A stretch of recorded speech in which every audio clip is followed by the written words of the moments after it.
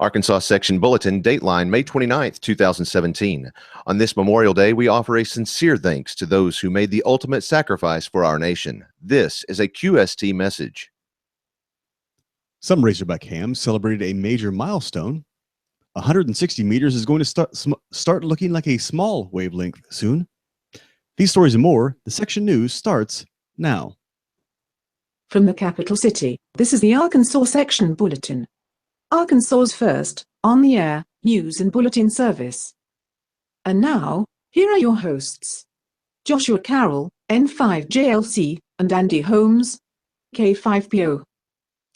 Well, hello again. I am Joshua Carroll, N5JLC. Joining me today is Andy Holmes, N5PO. I think I got that right. Did I mess it up? K5PO. Hey, you know, sometimes those letters matter. Only matters a little bit. I've never met N5PO, but I'm sure he's a nice chap. I've met a couple of the 5JLCs. I've met two of them, of different folks that have the same suffix as my call. But anyway, folks, we welcome you back to the Arkansas Section Bulletin. You may recall that we had our last episode about 7 years ago, and we're hoping that yesterday. Yeah, I know, right? It's just not that long ago. But we've got a few articles to cover today. We hope that you will help us keep this going as a monthly affair. So be sure to listen in at the end of the podcast, and we'll tell you how you can help subscribe and how you can send us stories of what you have going on that we can include in the next episode. Absolutely. So first off, our very first story. The University of Arkansas Amateur Radio Club recently celebrated a milestone. The club has been a licensed ham radio station for 100 years.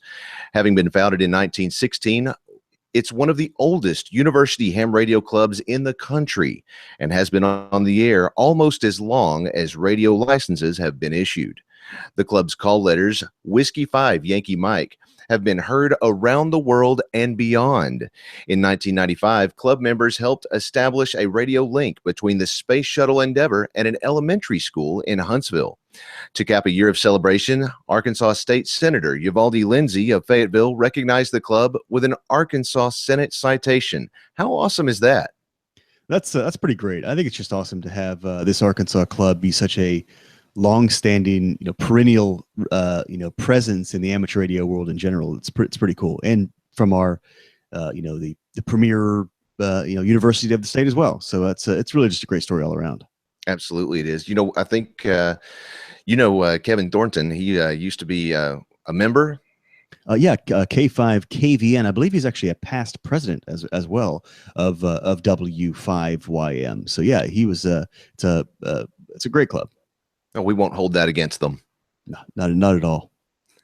I'm sure they somehow managed to make it through despite his mingling. So they've came up better for it. His meandering leadership. The ARRL has issued has updated the old reliable band chart that we all have sitting around on our operating positions to include the new 630 meter and 2200 meter bands.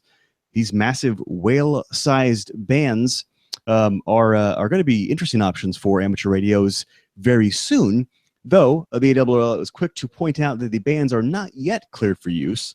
The FCC report and order granting these allocations has not yet set an effective date for our use, meaning that unless you're part of some sort of test group or something of that sort, you're not yet legal to transmit on these particular bands. The FCC will publish a notice in the Federal Register when the start date has been made official. It is almost hard to imagine what a 630 meter or 2200 meter antenna looks like. That is massively large. That's incredible. I think the best that one could hope for is maybe a quarter wavelength, but still, that's what is that? Just over 500 meters. It's huge. I mean, I guess presumably we're all going to be operating with significantly inefficient antennas, massive loading coils, and the like to get on 630 and 2200 meter bands or either of those. And given that a lot of hams have a hard time finding a place or an effective way of getting a presence on 160 meters, which is a fraction of these bands in terms of the size of the wavelength. So it's just it's crazy to think about. But efficiency may not be all it's cracked up to be in this band on these bands anyway, since we're only allowed to transmit, I think, an effective rated power of around 1 to 5 watts or so on the band. So we're not allowed to get much out anyway, but it'll be fun to when they flip these bands on for our use to actually see what some hams come up with antenna wise. Absolutely. What, I've been what the Arkansas hams are doing to get ready for this. Yeah, I've been floored by some of the things that some guys are doing with the whisper modes. I haven't worked with that myself, but there's a whisper beacon that's run out of Conway, Pat Thomas, there at the in the Faulkner County Amateur Radio Club. He has I think 2 or 3 whisper beacons, as if I recall correctly, and it's really incredible. He's putting out less than a watt of power, and people are reporting that they hear this countries away. And this may end up being something similar. Yeah, it's pretty impressive. And I think definitely we'll on these bands, we'll probably have, I think we'll be able to use, CW and phone, as well as I think some other digital modes as well. This does seem like a great use case for like some of the Whisper and JT, like JT65, JT9, those sort of extremely weak signal modes, because it'll definitely be very limited power, very challenged, inefficient antennas we'll be using here. So those sort of modes will definitely put themselves to work. I'm excited about it. I like 160 meters myself, and this is way bigger physically. So I mean, I have a 160 meter inverted L hanging up in the trees in the backyard here in Northwest Arkansas, and that's a large antenna. So like I said, I'm not sure exactly where I'm going to be wiring or running this 630 or 2200 meter band antenna, but I'll try to find some space for it. No doubt. Yeah, I enjoy JT65. I know a lot of folks think that that's like watching grass grow, but it's a lot of fun to me just to be able to reach out with just a fraction of the power that you would think it needs to reach certain areas of the planet. And, I've made contacts from right here using JT65 and 20 watts of power. I've made QSOs that are confirmed QSOs with Russia, Japan, Australia, and so on, completely on the other side of the planet with, like I said, 20 watts. And, for a lot of folks, that's a lot of power with JT65. Yeah, I mean, I honestly don't. I personally don't find those modes particularly exciting in the sense of their pacing. I tend to prefer kind of quicker paced QSOs. But I think what I do find about them exciting is, to your point, their capability of providing a QSO in an environment that otherwise it just wouldn't be possible, right? So, right. And under conditions that otherwise you wouldn't be able to make a contact at all, even with maybe even CW or something. So. Right. It's pretty cool stuff. Definitely has a place, especially in these really weak signal environments. So it'll be cool to see how it turns out for us. Absolutely. Well, our next story comes from NASA. NASA reports that their Van Allen space probes have spotted a man-made barrier shrouding the Earth. NASA says that humans have long been shaping Earth's landscapes, but now scientists know that we can shape our near-space environment as well. A certain type of communications known as very low frequency, or VLF, radio communications have been found to interact with particles in space, affecting how and where they move. At times, these interactions can create a barrier around Earth against natural high-energy particle radiation in space. These results, part of a comprehensive paper on human-induced space weather, were recently published in Space Science Reviews magazine. Now, a number of experiments and observations have figured out that under the right conditions, radio communication signals in the VLF frequency range can in fact affect the properties of the high-energy radiation environment around the Earth. It's such a neat article to me, Andy, just simply because you have so much news around how humans have adversely affected the environment of the Earth. And here's one where something we did, and of course we didn't do it on purpose. This was an accident, of course, but it's actually helping to create an additional barrier from radiation around the Earth. Yeah, that's entirely fascinating.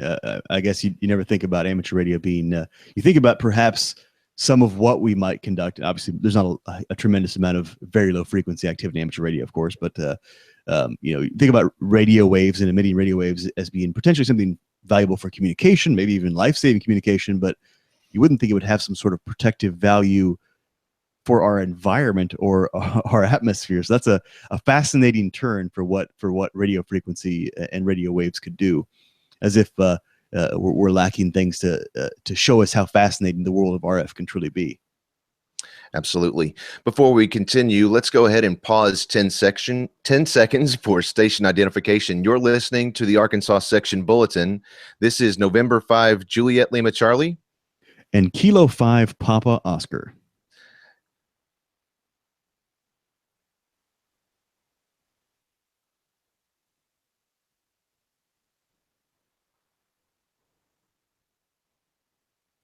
All right, a couple of recent events here in the great state of Arkansas. On May 9, Skywarn training was held in the Stone County Fairgrounds in Mountain View. That from our section manager, James Ferguson, N5LKE.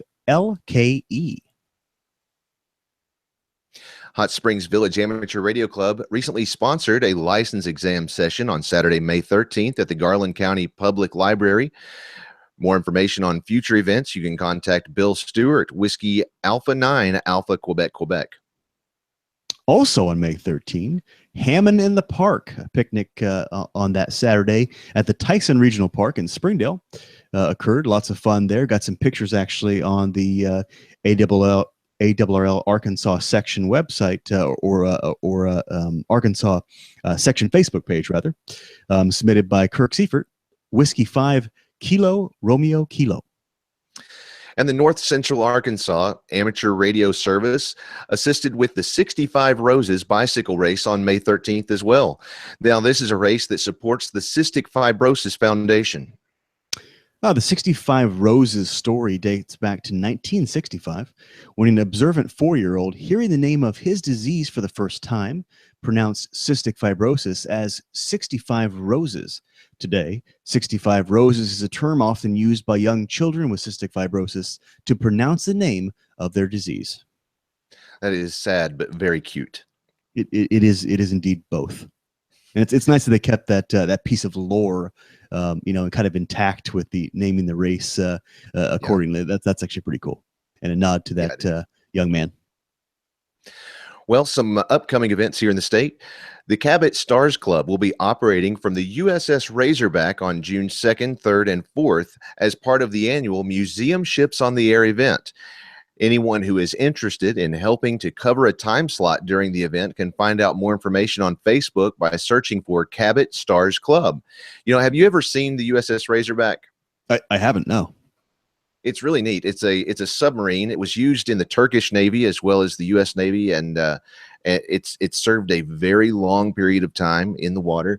And I actually had an opportunity several years ago to go and spend the night on board the Razorback. It was a lot of fun. We took our what was it, Cub Scout troop or pack, excuse me, Cub Scout pack out there, and we had I want to say it was around 50 boys, probably 10 dads. And we went up there and we found a bunk each. Let me tell you something. I'm 6'5", or excuse me, I'm 6'2". I'm 6'5". I just came up with that out of nowhere. Plus a couple for the radio, I guess. Yeah, right. But I'm 6'2". They did not make these bunks for someone who is 6'2". I imagine not.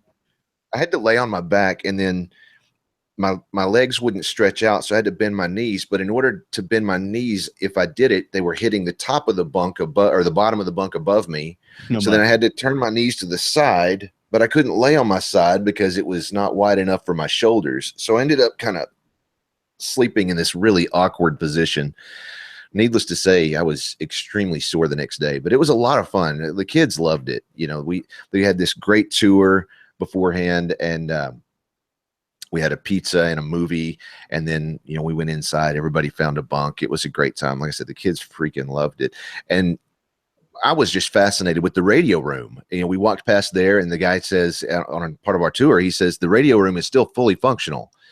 And I perked my ears. I'm like, really? So can we turn it on? He said, well, yeah, any other time we can throw out the long wire antenna on top, and, you can plug right in, and there you go. I'm thinking, that is beautiful. Well, that's exactly what these guys are doing. And again, they've opened it up to a few other ham radio clubs around the state. They may still have some time slots open. So if you're interested in that, that's coming up next weekend. So if you want to join in on that, I'd get a hold of them quickly. Wow, that's very cool. Yeah, reach out to the Cabot Stars about maybe getting securing a spot on there if they have some left. Very neat. I think you're talking about that bed for your one night stay in the sub. I'm sure there were some 6-foot+ sailors when it was an operational sub. They had to do that every night. I can't imagine. Probably needed some good chiropractic care. I had heard rumors from serving. Yeah, I had heard that, and this may be false, I don't know, but I haven't researched it actually, but I had heard that to serve on board a submarine in years past, you had to meet a height requirement. And so you couldn't be taller than this. Well, I guess I suppose that does make sense, right? I think there's a similar thing, I believe, for pilots in certain aircraft. Right. Because if you simply can't fit appropriately in the cockpit, it would make sense that you wouldn't, that would make sense. And it sounds like from your experience, there's probably a good reason if they chose to limit it to folks of a certain height. Right. Well, coming up on June 10, we have a technician class at the Rogers, Arkansas Mercy Hospital. This 2-day class will teach those new to amateur radio everything they need to know for the technician license exam. For additional details, contact Aaron Matthews, Kilo 9 Alpha Lima Mike, or find some additional details on the Arkansas ARRL Facebook page. June 18th is the ARRL Kids Day. Kids Day is designed to give on-the-air experience to young people and hopefully foster interest in getting a license of their own. It is intended to give older hams a chance to share their station and love for amateur radio with their children.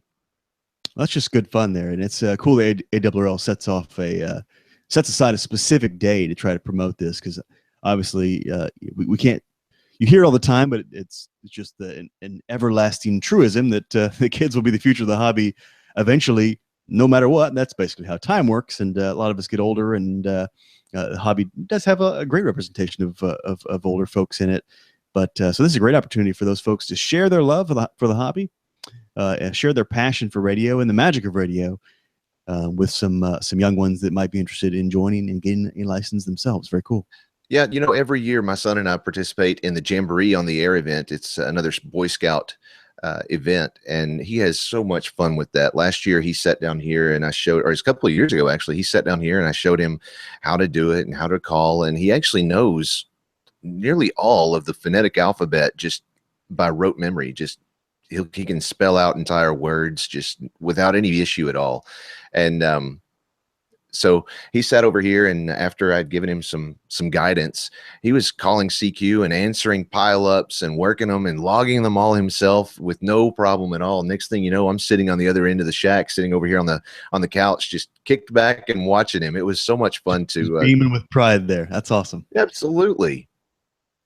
Well, that sounds exactly what Kids Day is about. The Jamboree in the Air stuff from the Boy Scouts. That's a great program too. I've had some fun times as I've came across some of those folks operating, and get a chance to chat with them. Oftentimes out and about with portable stations and some things as well. But a lot of fun.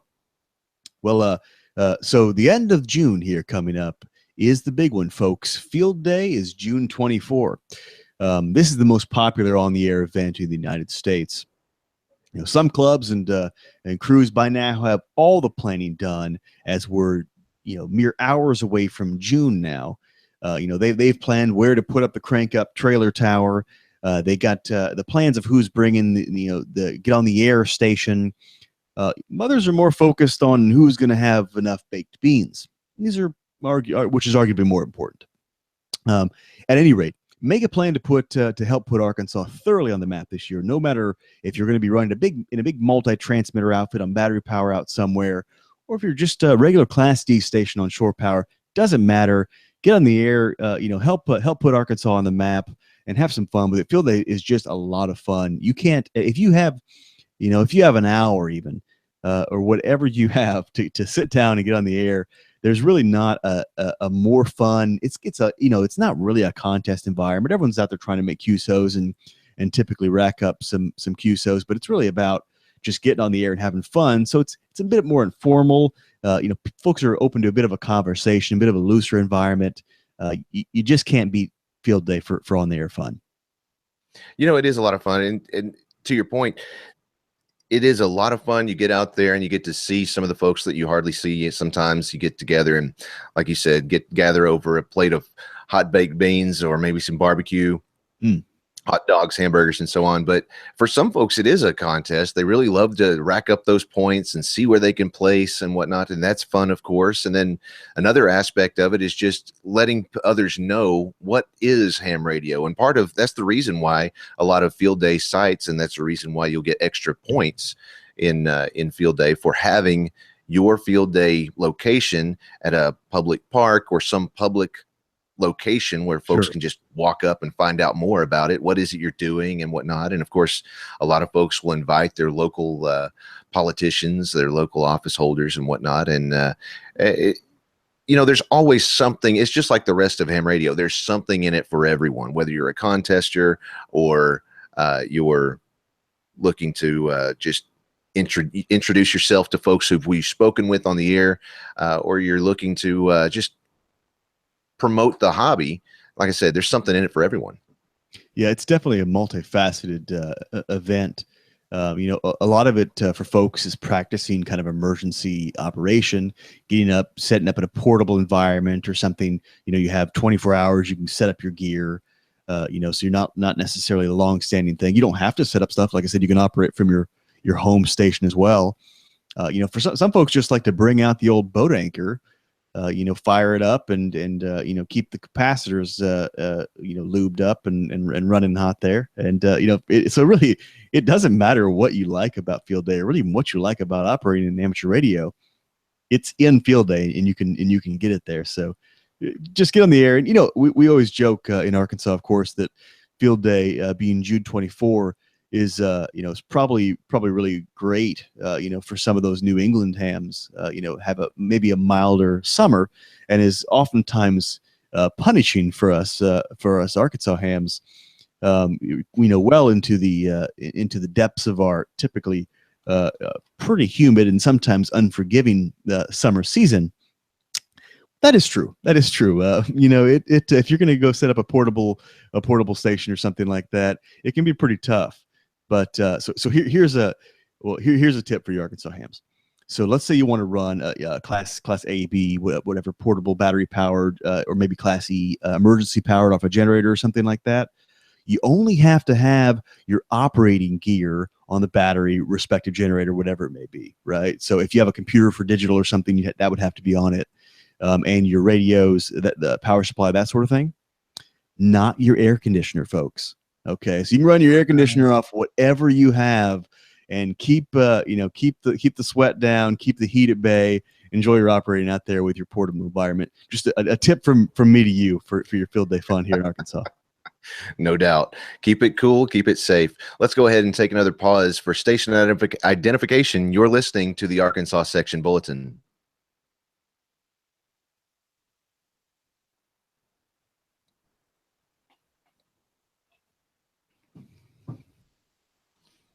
Well, folks, don't miss out on other ways to connect with the ARRL Arkansas section. The Arkansas section is on Facebook as ARRL Arkansas section and on Twitter as @ARARRL. Be sure to stop by and follow the section on your social media channel of choice. If you have an upcoming event or if you or your group has done something you think might interest others in the state, then head out to reddit.com and just search for the Arkansas Section Bulletin, or just hit either of us up on Twitter or at ARRL. Let us know what you'd like to hear about, what you have in mind, or what you've seen or heard in the state of Arkansas about amateur radio. We'd love to hear it, and we'd love to share it.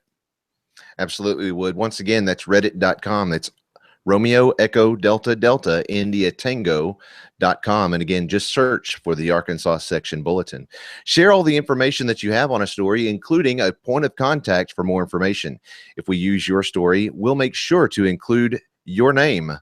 For now, I'm Joshua Carroll, November 5, Juliet Lima Charlie. And I'm Andy Holmes, K5PO, saying 73. The Arkansas Section Bulletin is copyright 2017 and rebroadcast permission is granted.